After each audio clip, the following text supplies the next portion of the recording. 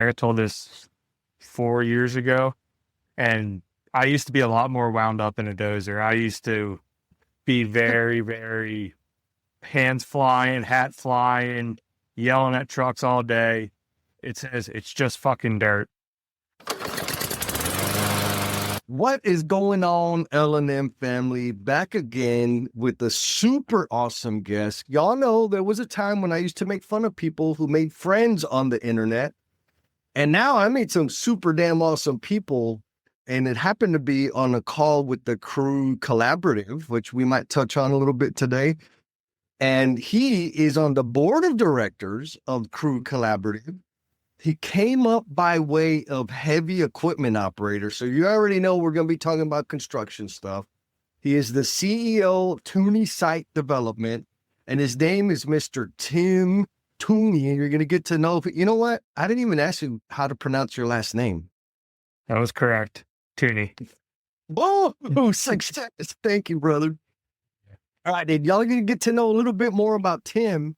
But first, this is your first time here. You're listening to the Learnings and Missteps podcast, where you get a front row seat to see how amazing people just like you are sharing their gifts and talents to leave the industry better than they found it. I'm Jesse, your selfish servant, and we are about to get to know Mr. Tim. Mr. Tim, how you doing, my friend? I am doing good, sir. How are you? Dude, I'm stoked if you can't tell. I got a little bit of energy. And I was I know Tim's out there. He's a baller. He's running his own business. There's a good chance that he may not be able to make it because sometimes it's that way in the industry. And so when you popped in, I'm like, oh yeah, it's go time, baby. Oh yeah, I'm always ready. Have my alarm set and forget. I love it. So I like to start off with simple, easy questions, Mr. Tim. So you ready for just a softball? Oh, what are people missing about the construction industry? the people. Yeah? How do you mean? I think there's a stigma of some of the people in the trades that I think everybody thinks a lot of people aren't. I don't know. I don't know the way to put it, but I think there's always a stigma that some of the people are kind of a-holes, kind of hard to work for. And I think there's more or less people aren't necessarily a-holes. There's just a standard that a lot of people try to uphold. And I think that's just sometimes construed the wrong way where, you know, whether you work for a company or you work for yourself, people want to put out a good product. And sometimes I think a lot of people who want to be pushed and want to be held to a standard don't have a problem working for those people, but it's the lazy people that don't want to be pushed and I don't think there's necessarily a ton of them, but the ones that do, that kind of are lazy, that get called out for it, they just want to say, oh, well, people are a-holes. And I think that's a very slim amount of people in our industry. Yeah, 10-4, man. You said a couple things. One, standards, which connect to work ethic. And it is, when you say that, it give me flashbacks. Amazing woman I was with, she's an educator, she's a teacher. And it was a group of us were having dinner or something. And they were all teachers. I was the only construction guy there. And one of the guys was like, dude, are you mad? I'm like, no, what are you talking about? And then again later, he's like, man, are you okay? Are you pissed off about something? I was like, no, what's going on? And the girlfriend at the time was like, oh, no, that's just the way he talks. And so I'm talking to and he was a cool dude. We're friends. I said, man, you are. He's like, man, he's like, you use aggressive language. And now I wasn't cussing a whole lot, right? So maybe a little more than normal, but it was interesting being in that setting, how just my normal way of communication came off as aggressive and angry because they're used to a different style or tone of communication. So that's one thing to your point about people in the industry, right? It's amazing. The people are awesome. Yeah. They're going to tell you how it is. It's not that complicated. Let's just keep it the way it is. And also, there isn't a lot of room or tolerance for whiny lack of effort. Would you agree with that? Oh yeah, because I mean, I think I've said it before, and especially when I worked on highways, if you're in a lane closure on a highway, you got 9, 10 hours to get something done. There's not a lot of time to put up with people's BS. You've got that short amount of time to get what you need accomplished before you got to pull that lane closure. So it's just, you got to get stuff done, and you don't have time for people's crap. 10-4. Now, I imagine when you were coming up, you had some pretty, at least one or two solid mentors that helped guide, maybe not the softest way, but they guided you and contributed to your path. Anybody stand out like that? Oh yeah. I mean, the first people who taught me when I was back working in Pennsylvania, there was a few guys that were hard on me. One guy was Will Schwartz, but he taught me a lot of the good ways. And then coming to North Carolina, the guy I worked for when I first moved here, Josh Patterson, who I do a lot of sub work for now. And then I worked for a guy, I think a lot of people know him. He's got a YouTube channel, Chris Goons. So working for him, he's got, I don't know how many YouTube subscribers. So when you have all his subscribers nickeling every little thing you do on camera every day, you learn a lot pretty quickly from people who aren't even your bosses. Every last little thing you do, they're going to tell you whether you did it wrong, whether you did it Chris's way and they don't agree with it, or whether you did it his way or whether you didn't do it, or you did it his way, but they don't agree with the way he does stuff. So then they're going to tell you stuff. So every little thing you do working on highways, they're going to tell you every last little thing you did wrong driving by. So it's always something that you didn't do right. But I think the good thing about construction is there is kind of a million ways to do. Well, there's not a million ways, but there's multiple ways to get a job done. Yeah. I think as long as you get the job done, it doesn't necessarily have to be, there's more than one way to skin a cat. And as long as you get the job done in kind of a timely manner, I think that's the most important thing, is the job gets done in a safe and timely manner. But there is more than one way to get the job done. Yeah. Yeah, 10-4. And the critics, right? I love the critics. Come on, people. You ain't busted a grape, but you're going to come out here and judge me. And then now with video and social media, I mean, I guess on one hand, it's awesome because you get exposure, right? They see you out there, your name reach on social media. But then, of course, you're going to have the critics like, I wouldn't have done it that way. I don't know why you did it that way. It's like, bro, breathe.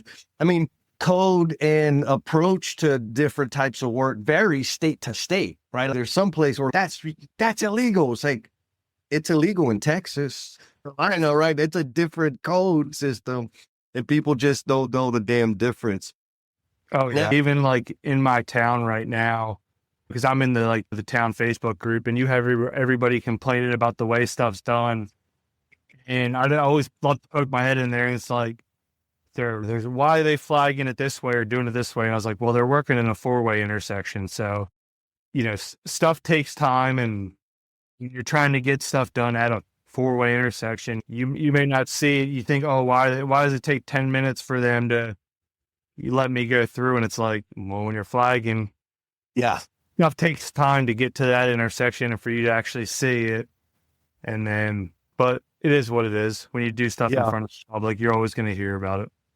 Oh yeah, 100%. So when you got into the industry, was YouTube like a thing already, or were you in the industry pre-YouTube? So YouTube was a thing. I would say it wasn't necessarily a big thing. It wasn't huge, but it was definitely prevalent. I would say, I guess it just depends on, it wasn't, everybody wasn't. Not everybody used it the way they do now. No, but I mean, like I said, my buddy Chris, he started posting videos probably, I don't know, 2010 or sometime around then. So I wasn't in the industry, but I always had, that was something I always thought about doing. So that's kind of how I learned about it. There's definitely more exposure in the industry now because of YouTube, social media, and that type of thing. So, but definitely gets more and more out there because of social media, I would say now. I agree 100%. And so what was it like obviously you're operating your own business, heavy equipment business, which is a major thing that I want to get into because it's a heavy capital investment. But what was it that attracted you to decide, you know what, I'm going to go into construction? Was it Chris's YouTube channel, or is it you got family in construction? How did you end up with all the awesome people over here in this industry? I was kind of always the kid from, I guess, I mean, I don't exactly remember when I started. You kind of start remembering stuff as a kid, but 3, 4 years old, always looking at equipment and all that type of stuff. So 3, 4, 5, 6 years old, once you're starting to get into kindergarten, that was always what I was still wanting to learn about. Every time we kind of did something, I was always looking at equipment, driving down the road with my parents, even first, second grade, I'm always, oh. So, I mean, that's kind of, I guess, where it started, was just always thought equipment was cool, driving down the road. Even when you get into, I guess, the later grades, middle school, high school, I was still always that kid that wanted to do projects about equipment, about operators. I remember, like, even we had a class in our junior year of high school where I think it was called career development or something like that. And originally, the first thing I wanted to do some of the projects about was being an operator and stuff like that, because I always I always thought equipment was cool, whether it was driving down the road. It's seeing different pictures of it online at different forums. And then, you know, once there was some people starting to post on YouTube about being an operator, then you got to see it on video once the internet kind of became a bigger thing. So we need to do the L&M family member shout out. And this one goes out to Miss Maya McGlynn, who is the executive director of the Crew Collaborative. And she took the time to leave this awesome comment on one of the posts. And it was so flattering. I said, man, I got to do a shout on it. She says, Jesse, seeing you in action, I don't think you could have chosen a more appropriate business name and mission, Depth Builder. That's absolutely how you operate. Oh, Maya, thank you so much for that. And folks, she suffered me in person in Chicago at the Converge Construction Summit with another past guest, Miss Megan Shapiro.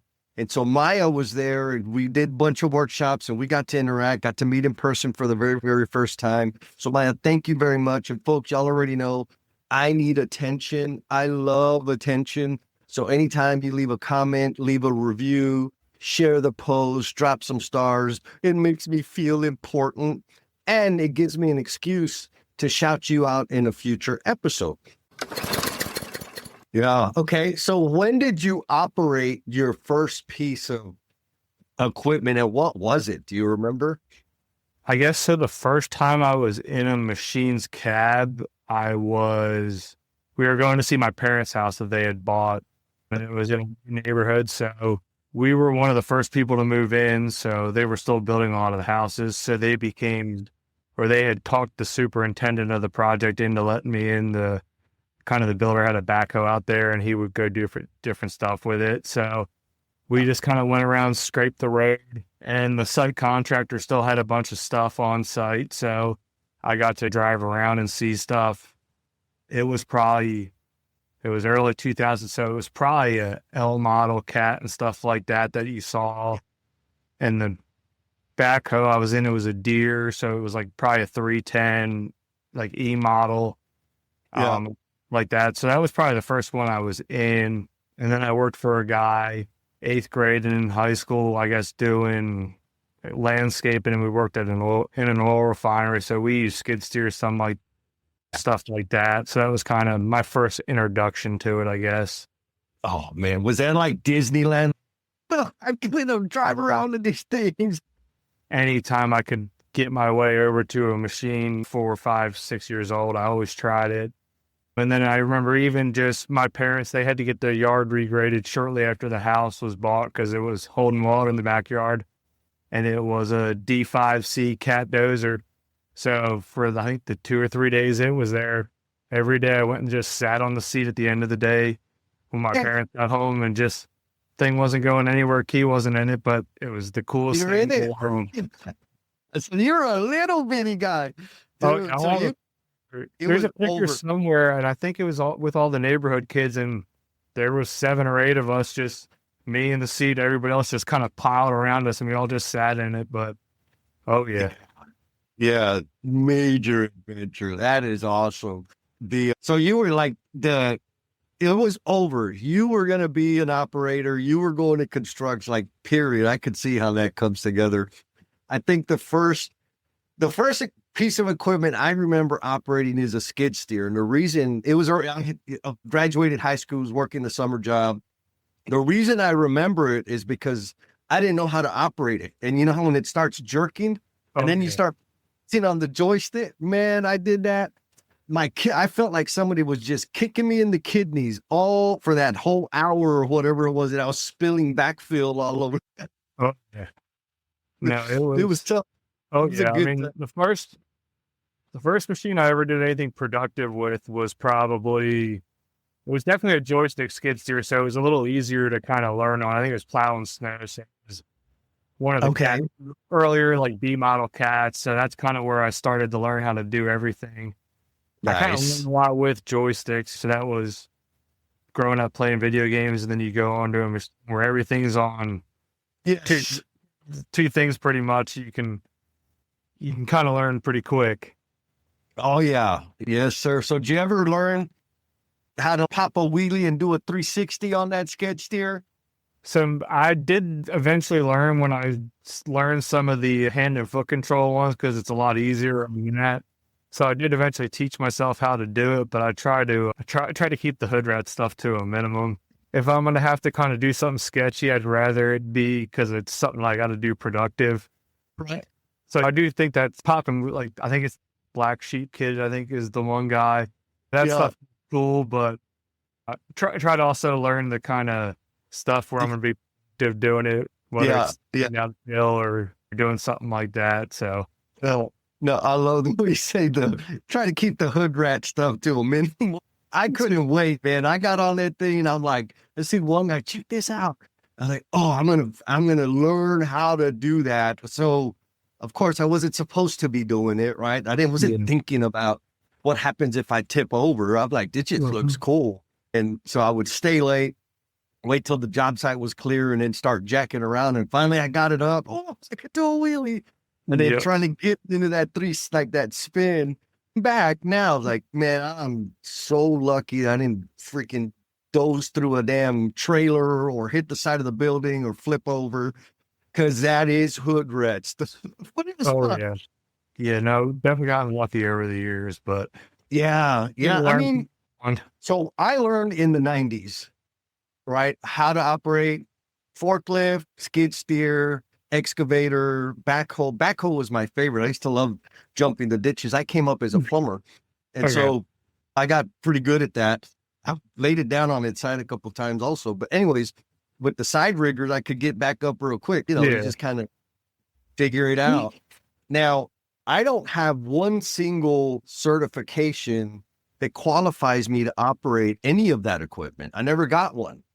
But there was a point in my career where it wasn't a big deal. And then all of a sudden it was.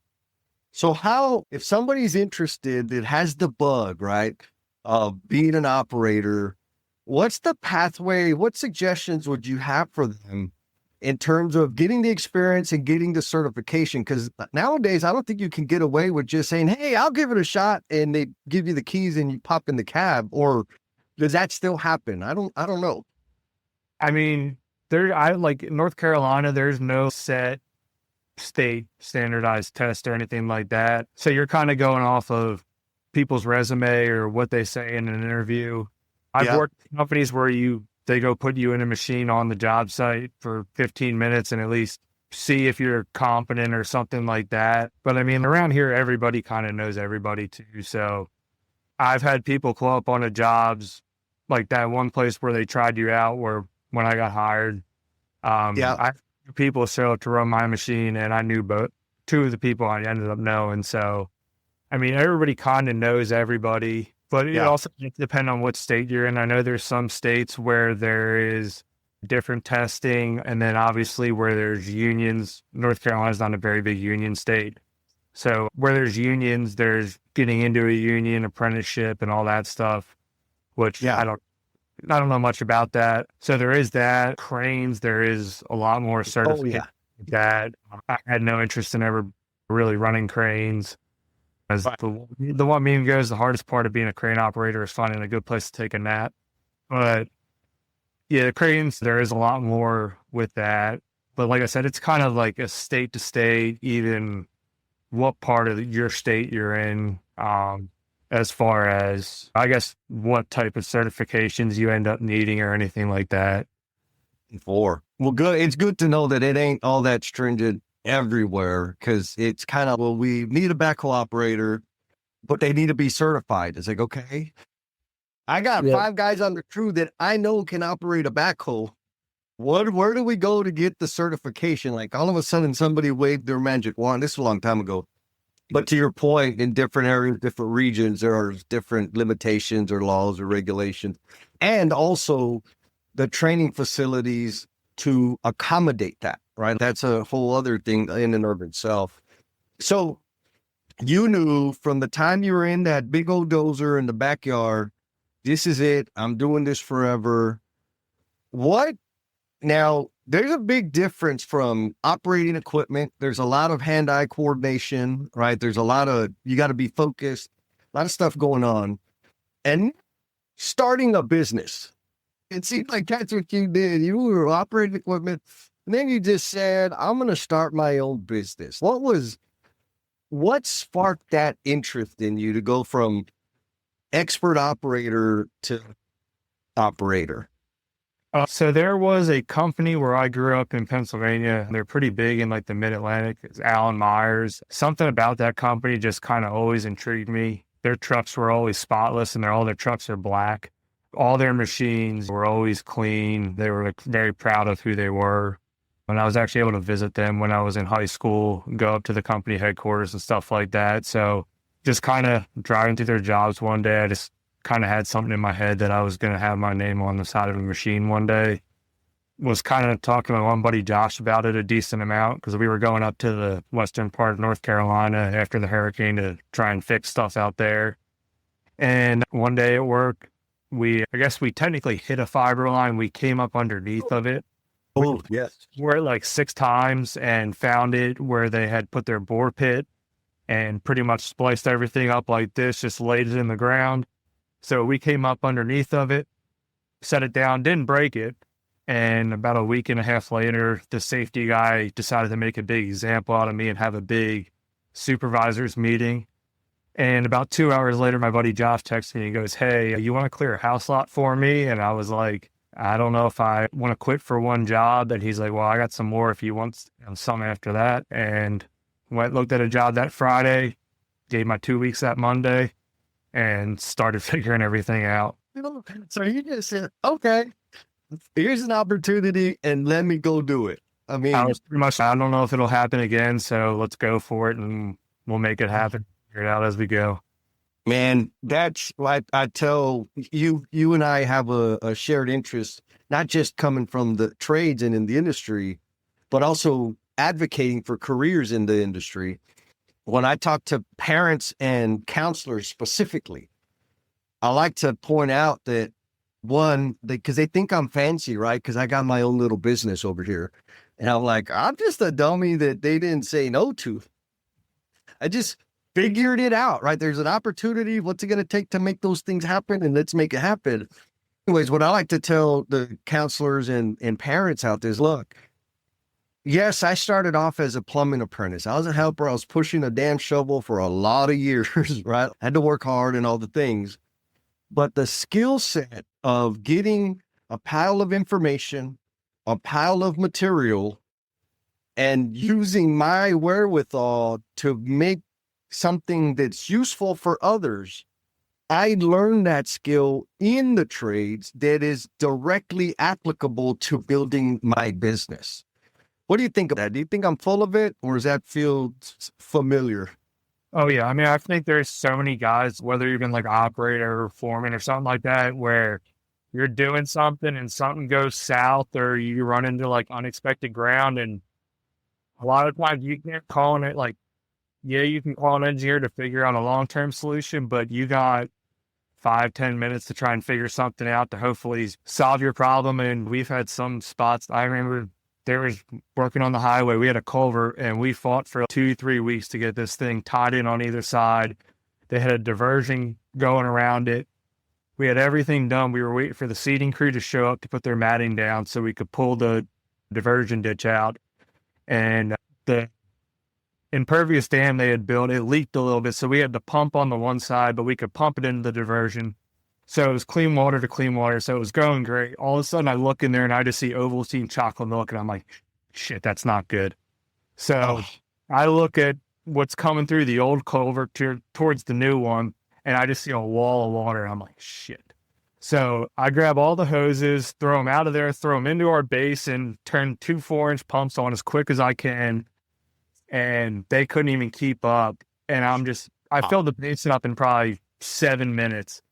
And I go across the other end of the highway and the boring crew had smoked a 12-inch water main that was marked. It was marked in the other bore or it was marked in the other gore. It wasn't, so they were 300 feet off with their mark. And so I go and I pull back in there and the erosion inspector from the States there with the CD crew. And I just looked at him, had to look at him because I was like, Dibby, what do you want me to do, man? He goes, and I'd say we had to wait and then you have to figure out a plan because I couldn't tie that in, send me back but you're always just kind of thinking on your feet and it's like, what can you do to try and avert a disaster? And then if not, try and talk your way out of it half the time. Truth, man. I think, that's it, right? We're faced with so many, and it's interesting because I remember I had a few apprentices, very few, coming up that are even journeymen that stand out in my head. There's 2 that I'm thinking of right now. Use a kitchen sink. Everybody understands what a kitchen sink is, right? You got the handles, the water, the faucet. There are hundreds of variations of a freaking sink faucet, right? There's fancy ones, some have sprayers, whatever. I have not installed every single variation of a damn faucet. I've installed, let's say, 1 when I was an apprentice. And that's enough knowledge for me to figure out how to do all the other future variations, right? You just kind of, something similar. And I've worked with a few people in the industry that they couldn't figure it out. If they didn't have, and I think this is a good thing, I just don't appreciate it. Like if they didn't have the instructions and all the instructions were precise step by step, they couldn't do it. I'm the other way around where the instructions like, oh, this is good because my hands are kind of dirty and I need to wipe them with something. And then I just figure out and put the thing together. Now, outside of construction, I meet a lot of people that if the steps aren't all lined out, they're like, how do you know what to do? They can just figure it out. Yeah. I don't know articulate what that is, but it sounds like it's the same thing you're talking about. We get faced with these kinds of things and it's like, there's no class on what to do when you freaking bore into a water main line. You just do whatever you have available, use all the resources you got, get it as good as you can get it. And then sometimes it's, damn it, we're in a bad spot. Pause, readjust, reassess, and then make it up on the next day. Yeah, I mean, we run into guys all the time that they'll complain about what equipment they have, and I'm like, you know what? It's what you got. If I'm working for somebody else and that's what I was given, make it happen somehow. That's it. So. Oh man, I love that. That reminds me of a saying I heard. Having access to resources doesn't matter if you're not resourceful, right? And so, right, all the resources in the world don't matter if that individual is not resourceful, if they don't know how to leverage whatever they have. So if it's an old beat up piece of equipment, it's a brand new one with an air conditioned cab. Come on, man. The job is to dig the thing or move the dirt. Move the dirt. Both of them will move. You can have $5 million in dirt equipment. If you can't move dirt efficiently, it doesn't really matter. Yeah. I used to play softball a lot. And I'd have big tournaments every side, I'd be at big tournaments, traveling or here locally, and just the local tournaments. And there was always the 1 or 2 guys that would show up with wristbands and headbands. And bat bags, and they had like all the flashy gear, looking to get picked up on a team. And then you put them in, it's like, man, what happened to Spider-Man over here? He's got all the gear, but he can't, he just don't have game. Yeah. I've been with people who got, you golf with people like that, and they'll claim to be this handicapped, and then you get out there and you're just like, all right, man, No. like, I already told you I suck, so I don't know what you're impressed today, but I ain't told the truth. You tried to hide it. oh, yeah. So along the way, I'm assuming you've built a ton of skills. And so specifically transition into business operator, owner operator of your business there. What are some of the skills that you had to learn that you absolutely did not expect you were going to have to learn to run your business? I would say, I don't know if it's necessarily that I didn't expect to learn, but it definitely has saved me some money, is like working for other people, kind of picking up on like being somewhat of a mechanic to where I can do some basic stuff, not having to get a $500 service call for every last little thing you need, like an oil change. I mean, today we swapped the cutting edge on the dozer, did the teeth on the excavator, swapping hydraulic hoses, even something like basic. A week or two ago, the keeper bolt that keeps the pin for our thumb on, it had been folded up for 2-3 months, and it walked out.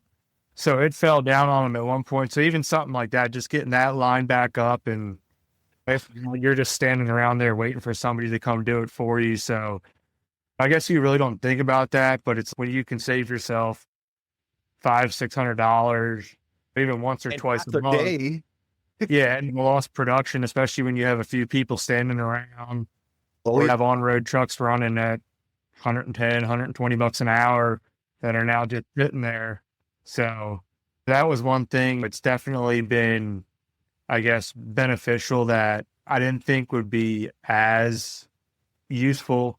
I mean, marketing, obviously you think about that, but now, like, obviously to get your name out there, but even like with the social media stuff, and I guess trying to figure out the best ways to market to where I don't have to pay as many people to do it, or keep that as like a low budget of an item as possible, especially when I was starting out, just getting my name out there, trying to figure that out. I mean, I think I had a good expectation of what I was getting into, but you find stuff that you figure out how to do on your own that can save you the money. I guess that's kind of what I've learned more, is the stuff that saved me money is kind of what I've tried to teach myself to do. And the stuff I'm not good at or don't have the time for, I have other people do for me. Oh man, that right there is gold. So folks, for the L&M family members out there, there's two big giant resources: time and money. And if you don't have a lot of money, you probably got some time. So learn the skill that you can't pay for. Like, you can either buy it or build it. Like you mentioned marketing. I started my little consulting this here just over 4 years ago. I didn't know what the hell I was doing, Tim. I just knew that I had to start my own business to do stuff that I found meaningful and impactful to me. And I remember one of my former bosses, kind of mentor, he's like, all right, man, like you're always that kind of guy. I could tell you were going to go do some crazy. Yeah. He said, so what's your business development plan? And I was like, what the hell is that? You're like, what about that? Anyways, I started learning about, I got a market. I got to let people know I got a business. That's the easiest way I think about it. And then I said, you know what? Once I got everything set up, the LLC, and started getting business, I had to learn how to do an invoice. I never did that before, but YouTube, right? Just YouTube. Oh, okay. I can do that. Done, handled. So I said, you know what? I'm going to learn how to learn everything there is to know about marketing. And I spend let's say about 8 solid hours of just what is marketing, what is it all comprised of. And I was like, oh, damn, this is a lot. Way more than like advertising, branding, email sequences, like all just massive. And I said, okay, I know what's going to happen. For me to learn this, I can do it, and I'm going to suck at it for a long time before I get half decent at just one of those things. It's going to be 10 years until I get half decent at like all of it. And so I said, you know what? I need to pay somebody to help me with this because I don't know, like to flatten the learning curve. Yeah. But then there's other things. Just, you know what? I like editing videos and shit. Like I learned how to do that. I could do that. Now, marketing and the copywriting and all the other crowd, like whatever, man, y'all do that. I'm just going to come and flap my gums for a little bit and do the editing and we're going to be good. Yep. So I'm assuming you've started leveraging social media to get your reach out there and let people know, hey man, we got our thing going on over here.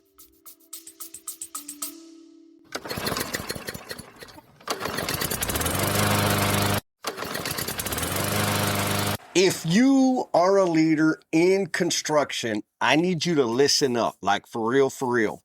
There's a group of like-minded leaders coming together to share their experience and their knowledge, form like deep connections with other top-notch leaders in the industry, and become better leaders themselves. All of this for the purpose of leaving the construction industry better than we found it. And guess what?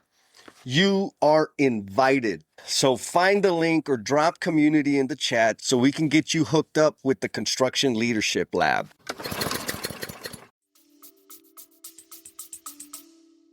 Yeah, I mean, I try to post on the company page most days. And then, I mean, at least if I don't, I make sure to try and post on LinkedIn every day from the company. And then I'm also just I look at everybody who views the company page or views my page. I'll look at who they work for, or if they add me and it says project manager at so-and-so or whatever, I'll go look up that company, see where they do work at, and then just try and message that person, but also fill out like the vendor portal online for people like that.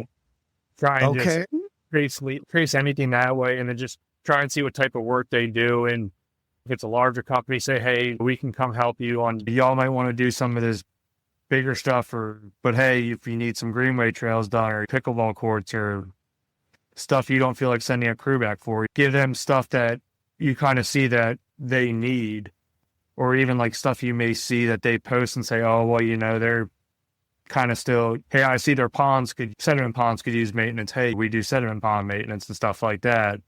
And just try and get your foot in with different things like that. So, just try and think a little, I guess, outside of the box, because there's all the old companies around here. Everybody knows the big names. So to try and get your name in the door to kind of show what sets you apart from those other companies, you just have to kind of get creative with it and just try to figure out what works best. And it's not going to work the same for me trying to get in with company A, and company B something else is going to work with them, which something else is going to work for company C. And so you just got to keep going at it. I tell them Rome wasn't built in a day. So yes. Oh, Tim, you just but I'm terrible.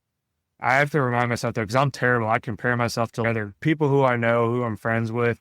I'll look at their company and I'll forget. I'll be like, because time flies, and I'll be like, man, I should be further along where I'm at, so-and-so's already here. And then I'm like, oh shit, they're in year 7 and I'm like in my first year. So I'm probably not doing as bad as I think, but then I just try to stay in that mind. Then I'm like, all right, I got time. I'll get there. And then 2 days later, I'm back to trying to push to get further quicker. But you just tell yourself Rome or America wasn't built in a day. So 10-4.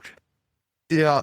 No, man. So there's 2 big things. So L&M family, if you didn't catch that, what I heard you say, Tim, so correct me wherever I mess up. On LinkedIn, you post on the company page with the high frequency. Sounds like the goal is every day. And I'm looking at it right now. You got pictures of work happening, which of course is awesome, right?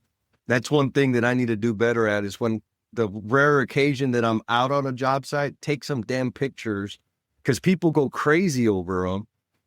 And it's hard because I'm a house cat now, right? I'm a freaking office dweller. I don't really get out in the field, but when I do, I should take pictures. Anyways, so you post, people engage, and you go and see who engaged, do some research, find out who they work for, where they work at, send them a DM and say, hey man, whatever, thanks for engaging, this is what we do. Get on their portal as a vendor, fill out the information, and just let them know, hey, thanks for engaging. And we're open to serve you if you ever need any of our services, even something small. We're happy to help you out with that. Did I get that right? Yep. Just kind of anybody can do that. Anybody can make a living. Yeah, it's not. I mean, it's doing your research on just because there's not. Like what I do is not, I can't put up door hangers and go or send you stuff like that. There's some door hangers are great for some industries, but for us, it's not really, if I go into a subdivision, nobody really needs a 210 excavator in there. And the most thing they might need is a dingo for half a day for a little grading job. And, so that doesn't really put me in front of the people that I want to be in front of. So, and that's one good way to put me in front of them, and then you can kind of also figure out where some of the like home builders are building. Go drive out to the job, try and meet the superintendent or PM out there, give them a card, or worst case, leave a card in the job trailer if nobody's out there that day. So you just gotta, like I say, get creative because if you're new into it, you're competing against companies that have been around 50, 100 years. Yeah. So especially if you're trying to get into some of the bigger stuff, you're gonna compete against some people, and you've got to figure out a way to, because you could do great work, but you still got to get your foot in that door somehow, and you got to figure out some creative way to do it. Yes. No, man, I love it because that's work, but it's not like you need a marketing agency to do that. Anybody can do that. Yeah, I've had conversation with people often. Man, it's just so hard. I don't want to be a slave to the algorithm stuff, dude. I get it. It's not that hard. I would love it. I'm sure you would too, Tim. If every time I posted, I would get a client. Mm-hmm. So that doesn't happen. Every now and then I'll have a post that somebody say, hey, man, I saw this thing. We're looking for somebody. We need some time management over here. So, yes. But most of the time it takes a lot more effort on the back end. And it's like the post is just a good excuse for me to reach out to that person. Oh, you're interested in this. Let's connect. And then, like you said, just let me introduce myself. And if I could serve you, I'm happy to, and then move on to the next one. It would be nice if everybody, I think you said it, you said, if you have a great service and great company, it don't matter if nobody knows about it. You gotta help people know you. Yep. Oh yeah. Oh, that's so awesome. I love it, man. Props to you. I think, what's exciting, Tim, is knowing that you're doing this. You came up the trades, equipment operator, started your own business, figured out, being creative about getting your name out there to get business and serve people out there. You have high work ethic, high integrity, and you also volunteer and give time to the crew collaborative. So where did that come from? Did somebody have some video or pictures of you that they said, hey, you better volunteer over here. We're going to show everybody these pictures, or like, is it blackmail? I think originally, like right when it was just Christina put out something about a classroom talk, like, I don't know, it was 4 years ago, maybe. I'd have to even ask her. It's been a minute, but it may have even been further back than that. But I just remember her posting something about it, and I was like, that would be cool. Because I just remember going back when I was in high school, we kind of got discouraged from going into the trade side of things. So I was like, Yep. It'd be cool to at least get in front of kids. I was an operator at the time, so I did it from my old cab and showed them from working on the side of a highway. So that just was kind of where it started. I always just thought the classroom talks were cool, which got me into it. And then Zach Taylor one day just messaged me. I think it was right before Con Expo this year. He was like, hey, we were talking about something on the board, getting new people on the board, and your name came up. Would you be interested? And I was like, yeah, sure, why not?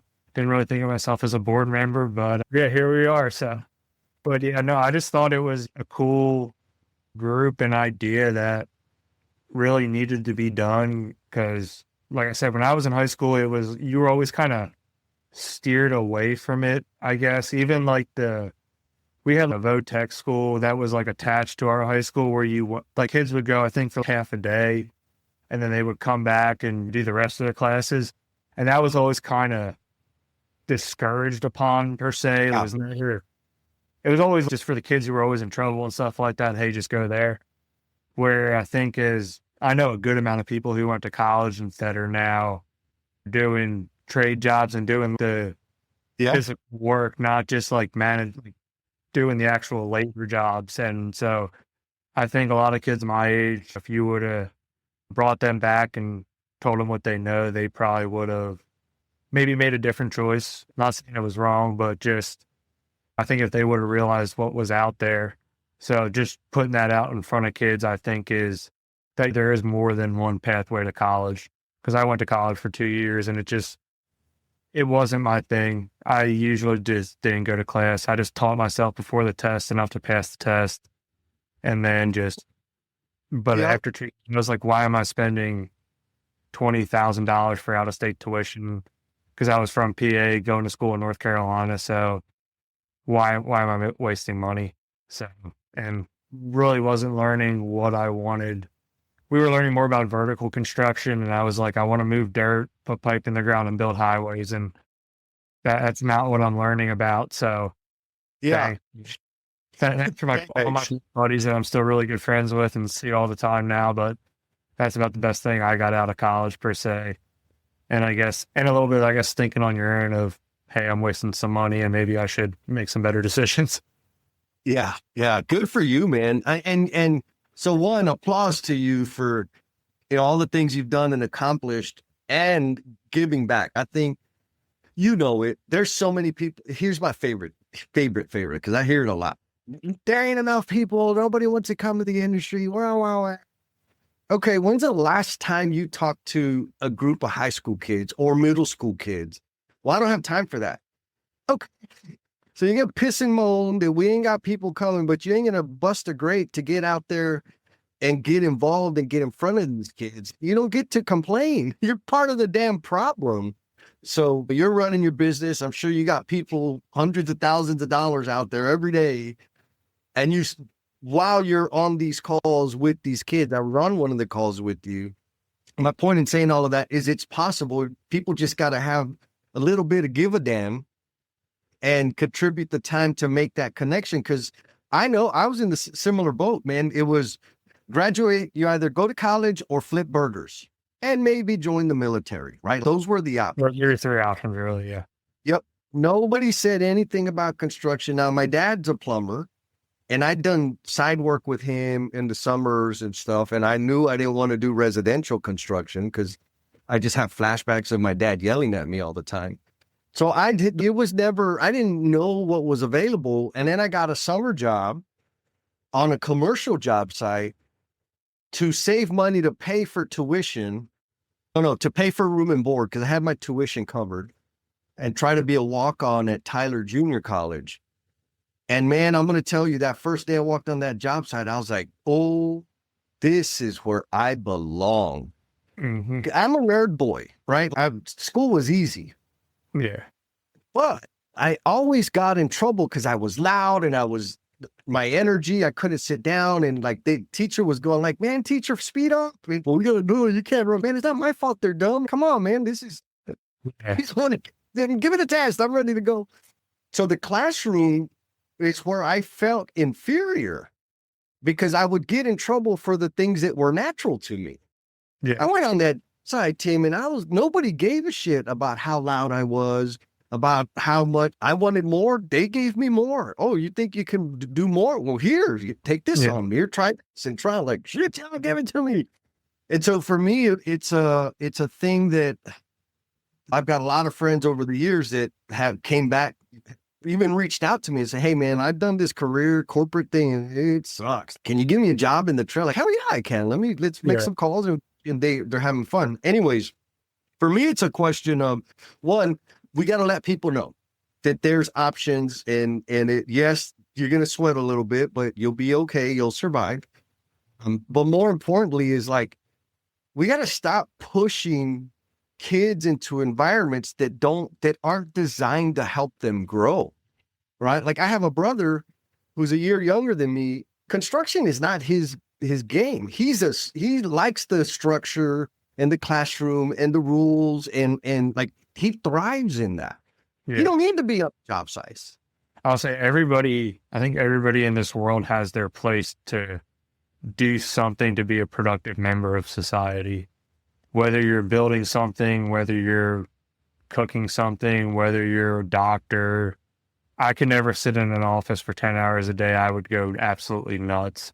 So I think everybody has their role, and obviously not everybody chooses to be a productive member of society, but I think there's something that your personality, your skill set, your you fits into to where you work and be a productive, contributing member to our society. So not everybody's going to do good in 90-degree heat with machines flying around everywhere and trucks flying and all that type of stuff. And I don't think it's right to necessarily tell someone, hey, you need to do that. Just like I don't think it's right to tell people, hey, you need to go to college and go work, but 9 to 5 shirt and tie job when like the classroom wasn't for you. It really wasn't for some of the classes were for me, but my big thing was like, why am I solving for X? What is X? Like, I don't mind I'm very good at math, but like calculus and that type of stuff, why am I using this? If I didn't have a why and like I couldn't see it in front of me, I just didn't really, I was just like, why am I doing this? I'll do it good enough to pass the test so I don't get hollered at by mom and dad, but outside of that, I really don't want to be here. There's much better things I think I could be doing. So, but yes. Oh man, I love that. And yeah, like there's a place for everybody, man. You said it's beautiful and it's 100% true. So I'm looking forward to being on some more of them crew talks with them youngsters out there because those are fun, man. I like doing that stuff. Yeah, they're good. Okay, so we're fixing to transition into the closing question, Tim. But before that, where do we send people if they want to connect with you, learn about equipment operating, learn about moving dirt, learn about your company? Where's the best place to send them? So my LinkedIn is Timothy Toonie, Tuoni. The company is Tuoni Site Development, LLC. That's on LinkedIn, Facebook, and Instagram. And then my Instagram name is a little obnoxious. Just type in my last name and then put a bunch of SIs after it. I think there's 11 of them. That's a story for another day. I never thought Instagram would honestly be kind of important in my life. Not necessarily. I'll tell the story real quick. So it started way back when going to ECU. We came back from the bars, overserved one night. And one of my buddies said something about a grilled chicken. Hold on. Right? It wasn't your fault. It was their fault. We were going out on $20 a night back then and coming back having a good night. So we were doing good. But he said something about a grilled Cheez-Its, and we all kind of gave him crap for it, for the couple of SIs on the end, and everybody just called me by my last name before that. So then he called me Tunis, so I just kind of went with it. And when I made an Instagram, I was not big on taking pictures, thought it was the dumbest thing in the world. So I was like, I'll just make my name obnoxious. Never changed it after that. And then I started meeting all these people, still hadn't changed it. I was like, you know what? I'm committed to the stupidity at this point, so let's ride with it. That's a great story. Have you recorded that story and posted? You need that's a post all by itself. That's a good story. I've told some people, like people who have asked me about it, like where it came from, I've told them that story. And then before Instagram had your email attached to it and you had to remember it when you got a new phone, that's how I knew there was a size, I think, because I had to count the ones. So you just kept adding it. Like the first time I did it, I just spammed SI back and forth really quick until I just stopped and then never thought nothing of it. And then here we are like 12, 13 years later, and I've met some great people because of it. It's afforded me a lot of cool opportunities, but yeah, my name's a little obnoxious on there, but it is what it is at this point. I'll make sure we have the links and stuff. So in the show notes, so people can connect with you and follow you. And yes, I'm looking at it now. There's a lot of SIs in here. You don't have to type all of them. Just type a bunch of them and it'll pull up. First one, you should get. All right. So are you ready for the Grand Slam closing question, Tim? Yes, sir. Okay. And I'm excited because I don't know if you probably hear this a lot, but you have a very calm, humble demeanor, but you've accomplished a lot in a relatively fast pace from my perspective. And you've got a lot going on. You got a business, you're growing it, you're learning things, you're giving back. And so because of all of those things, there's a lot of depth to you, man. And because of that, I feel like your answer to this question is going to be one of those things that's going to stick to people's ribs and help them in a big way. So here's the question. What is the promise you are intended to be? What's the promise you are intended to be? So I have, and this is in my truck, it's written on a label maker, and I think it ties back to what you should be. And can I curse? Yes. Okay. So and I got told this when he said the calm demeanor thing. I got told this 4 years ago, and I used to be a lot more wound up in a dozer. I used to be very, very hands flying, hat flying, yelling at trucks all day. It says it's just fucking dirt. And you could take it anything, it's just fucking pipe. But when you remember that of what you're doing, yeah, what we do is important, but it's just fucking dirt. There's a lot more important things to me, to the people around me. And I think if you remember that and let people be with their kids if they work for you, realize sometimes when we went out to the mountains, when Hurricane Helene kind of leveled that place, you kind of realize the value of some stuff when people fucking lost everything and you're complaining about something small at work, or that's kind of whatever. It's just fucking dirt. And there's bigger things in this world than what you do at work. And I think if you apply that to when something goes wrong at work, when somebody says, hey, I got to go, my wife's X, Y, or Z or whatever. I think if you kind of take that and you promise yourself that it'll always just be fucking dirt. And whether it's you work for yourself, you work for a company, you're just a supervisor or whatever, and just kind of, and I think another one that'll kind of go with that is, I always told this, you're never above the shovel. I had said that on the Dirty and Driven podcast, I think a few years ago, but just remember that you're never above doing anybody's job. If you're the owner, if you're the foreman, you should be just as dirty as your people. I think that gets you a lot further. Yeah. So let's say you promise yourself, that's kind of your promises. It's just dirt, and you remember that and take that into all your decisions. I think that'll kind of promise that you leave the industry better than where you started it.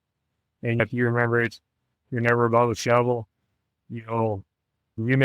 somebody might be struggling through their first day and they might remember you down there in the mud with them. Whatever.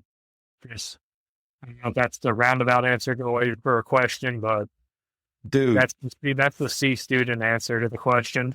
Dude, gangsta. That's what I say. That's a gangsta answer. It's just fucking dirt and you're never above a shovel. That's some fundamental principles that'll help you lower your stress and really have perspective on what really freaking matters, man. Straight up, dude. That was the shovel thing. I remember my dad, like I said, he's a plumber. And I was telling him, man, I can't wait till I get my journeyman license. He's like, why are you so excited about that? And I was like, because then I won't have to touch the shovel anymore. My helpers will do it. And he grabbed the shovel. He said, man, you'll never, this is your number one best tool. You will never, if you think that way, you are not going to be any type of damn plumber that's going to last worth the damn. I was like, what are you talking? Like, what? And fast forward to now, over 30 years, right? You're not above a shovel. And there's not a single job I've ever been on that didn't need a shovel. I mean, I had a guy who worked for me when I was at Flatiron. I mean, he's got to be at least 10 years older than me. And He said, man, I never had a foreman come and shovel my tracks for me at the end of the day when I was just parking up. And I was like, I was just kind of, yeah, whatever, no big deal. But anytime I ever asked them to do anything and it wasn't, but hey, Dave, I need you to go run this machine today. And, or hey, I always go, hey, I know this is going to suck, but Right. we got a BS test today. So, I mean, you got to go figure this one out. And he'd always laugh and say, oh, shit, here we go again. But Yeah. doing that kind of stuff, I think when you have somebody, when you get put in that spot where you need somebody to go do a tough job or a shitty job, and it's not less. He always ran Dozer for me, but some of the times I needed to put him in an excavator, and he was damn good in one. Yeah. And if there was sometimes I really needed somebody to go into mud or grate some mud or something like that, and hey, you need to do it in one shot. And he needed to get an excavator today, and he would go and do it. Yeah. And I think just if you get that mindset, people are a lot more willing to do stuff to help you out that may not necessarily be their job per se. Yeah, man. No, it's solid. Solid advice. Mr. Tim, did you have fun? Okay, yes, sir. For me too, man. Good times. Before you go, I want to thank you for spending part of your day with me. Your time and attention mean a ton, and it's because of listeners like you that this podcast even exists. If you enjoyed today's conversation, make sure to subscribe to the Learnings and Missteps podcast so you never miss an episode, and you get extra credit if you share it with your friends.